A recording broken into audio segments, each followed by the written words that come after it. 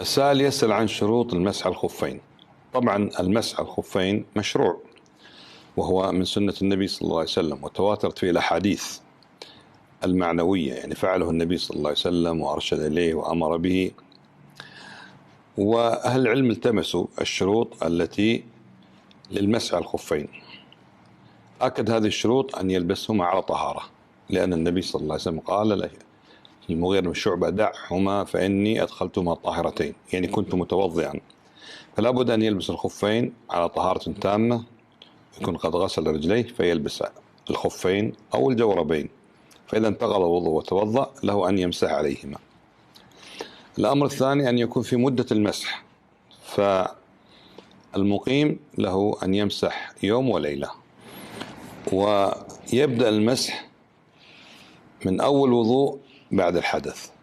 يعني لو أنه لبس الخفين الساعة 7 صباحا، وانتقض وضوء الساعة 9 صباحا، ثم توضأ لصلاة الظهر الساعة 11 ومسح، هنا بدأت المدة، له أن يمسح إلى اليوم الثاني في الوقت نفسه إذا كان مقيما.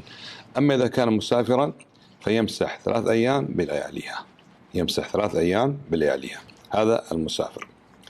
كذلك من الشروط أن يمسح على خفين طاهرين، يعني لا يمسح على خفين نجسين.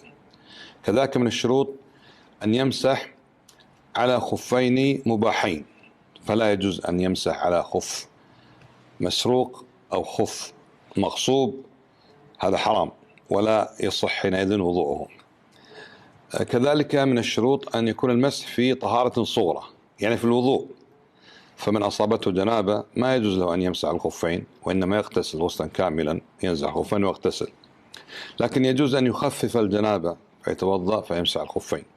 يعني من المشروع أن من أصابته جنابة لا ينام على جنابته، يتوضأ، هذا الوضوء يخفف الجنابة، فلو توضأ لتخفيف الجنابة ومسح الخفين لا بأس. فإذا أصبح اغتسل ونزع الخفين واغتسل غسلا كاملا. هذه يعني أشهر الشروط. في هناك شروط فيها نزاع، والراجح أنها ليست بشرط، كأن يكون مثلا صفيقا وأن لا يكون مثلا مخرقا. هذه لا أدلة عليها، هذه لا أدلة عليها، والله أعلم.